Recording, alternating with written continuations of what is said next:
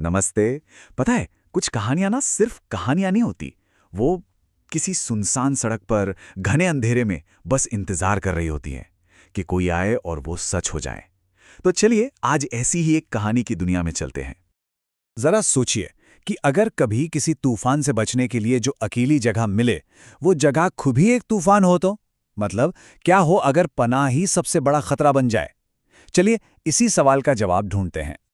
तो कहानी है दो लोगों की, मंगल चाचा और रामू। ये दोनों माधोपुर से काशीपुर के लिए निकले थे।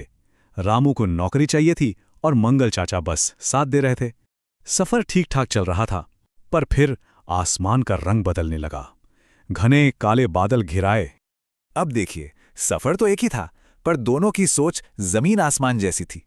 एक तरफ था रामू, एकदम बिंदास। उसे लगा, अरे थोड़ी बारिश ही तो है, नहा लेंगे, मजाक में उड़ा दी बात।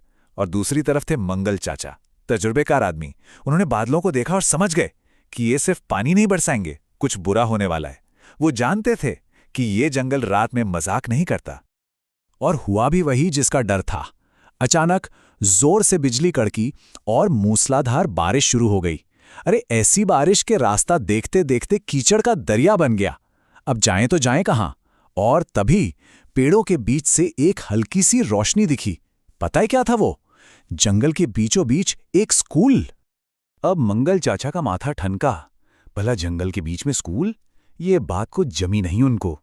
पर रामू कहाँ सुनने वाला था।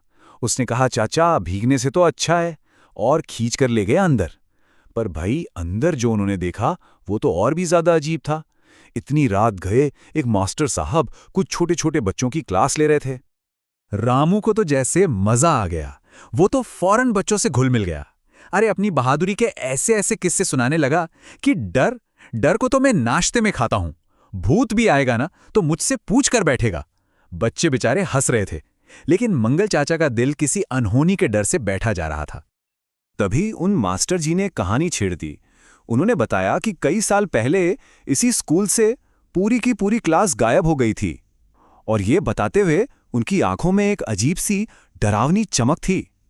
पर हमारा रामू, उसने सोचा ये तो बस डराने के लिए कहानी सुना रहे हैं, और हंसकर बात टाल दी। मंगल चाचा को अब पक्का यकीन हो गया था, कुछ तो बहुत गड़बड़ है यहां। इन लोगों की बातें, इनकी आंखें, कुछ भी नॉर्मल नहीं था। लेकिन रामू को कोई फर्क नहीं पड़ रहा था। उसके लिए तो बस इतना काफी था कि चलो भाई, बारिश से बचने के लिए सिर पर छत तो है। खैर, जैसे तैसे वो रात कटी। सुबह हुई, बारिश भी थम गई थी। रामू और मंगल चाचा ने अपना सामान उठाया और निकलने को तैयार हुए। लेकिन उन्हें क्या पता था कि उनका स्वागत जितना अजीब था, विदाई उससे कहीं ज्यादा डरावनी होने वाली थी। तभी एक छोटी सी बच्ची ने आकर रामू का हाथ पकड़ लिया और कहने लगी, अंकल मत जाओ ना, प्लीज यहीं रुक जाओ हमारे साथ। उसकी आंखों में बच्चों वाला प्यार नहीं था, एक अजीब सी जिद थी, जैसे वो चाहती हो कि वो दोनों हमेशा हमेशा के लिए वहीं रह जाएं। और फिर मास्टर जी बोले, और उनकी बात सुन के तो रामू के भी होश उड़ गए। उन्होंने एक अजीब सी मुस्कान के साथ कहा, अरे बच्चों, चिंता मत करो, ये अंकल कहीं नहीं जाएंगे। देर सवेर क्लास में तो इन्हें वापस आना ही पड़ेगा। ये सुनकर रामू को पहली बार लगा कि वो यहां नौकरी ढूंढने नहीं, बल्कि किसी पुरानी क्लास में वापस दाखिला लेने आ गया है। बस इसके बाद वो दोनों वहां एक पल नहीं रुके। जैसे तैसे भागकर काशीपुर पहुंचे। ठंड और डर से कांप रहे थे तो एक चाय की टपरी पर रुक गए। सोचा चलो अब खतरा टल गया, अब हम सेफ हैं। पर उन्हें क्या पता था कि असली कहानी तो अब शुरू होनी थी। उन्होंने चाय वाले को रात वाली बात बताई, और चाय वाले ने जो जवाब दिया ना, उसे सुनकर दोनों के पैरों के नीचे से जमीन खिसक गई। उसने कहा, कौन सा स्कूल? अरे साहब, वो स्कूल तो बरसों से बंद पड़ा है, वीरान है बिल्कुल। वहां के मास्टर और बच्चे, वो तो सब के सब कई साल पहले एक आग में जलकर मर गए थे। मतलब सोचकर देखिए, सच इतना भयानक था कि दिमाग मानने को तैयार नहीं था। रामू और मंगल चाचा ने पूरी रात भूतों के साथ गुजारी थी। वो मास्टर, वो बच्चे, वो सब जिंदा इंसान नहीं, आत्माएं थीं। चाय वाले ने उन्हें सीधा गांव के सरपंच के पास भेज दिया। और फिर सरपंच ने उस रात का पूरा खौफनाक सच बताया कि कैसे उस मास्टर ने बच्चों को स्कूल में बंद कर दिया था। और जब गुस्साए गांव वाले पहुंचे तो उन्होंने स्कूल को ही आग लगा दी। मास्टर और बच्चे सब अंदर ही जलकर मर गए और तब से उनकी आत्माएं उसी स्कूल में भटक रही हैं। सरपंच ने बताया कि तुम दोनों ने बहुत बड़ी गलती कर दी है। एक श्राप है उस जगह पर।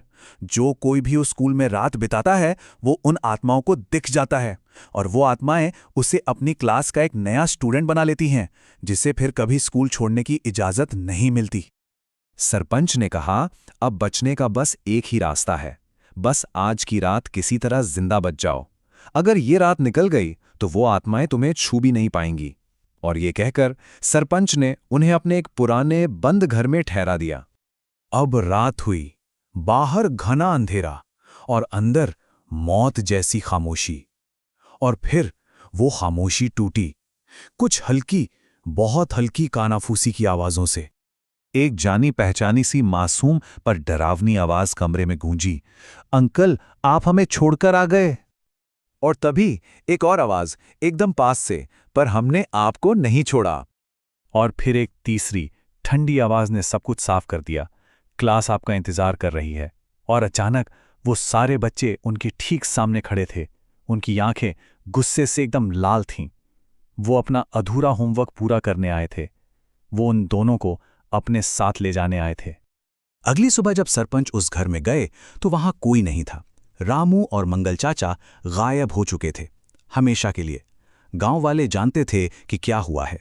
वो उस शापित स्कूल के 2 नए स्टूडेंट बन चुके थे, एक ऐसी क्लास का हिस्सा जहां से छुट्टी कभी नहीं होती।